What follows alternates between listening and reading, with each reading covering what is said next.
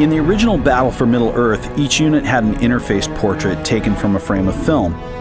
In the game's sequel, we considered shooting portraits of actors wearing prosthetics to get interface art for characters like mountain giants, or building custom armor to photograph Mythlon sentries.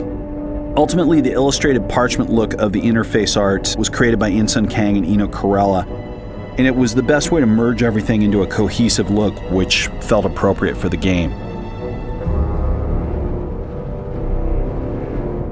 Dragons were a serious design challenge in this game. I mean, how do you dream up a nightmarish monster which lives up to the majesty of the Fell Beast in the movie trilogy without having it look like it belongs on a fantasy novel book cover?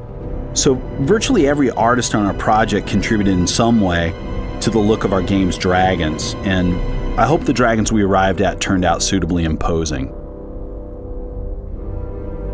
Coming up with an architectural style for the goblins was really difficult. The goblins are only seen in the first film, The Fellowship of the Ring, and they don't really build anything. They just infest the dwarven stronghold of Moria.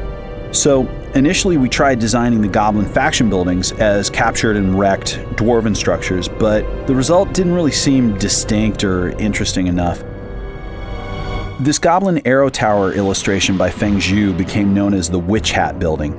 It took the Mordor goblins' rough, rusty, nasty, spiky armor as a starting point and built it into sort of a chaotic form of architecture from which all the other haphazard goblin buildings flowed.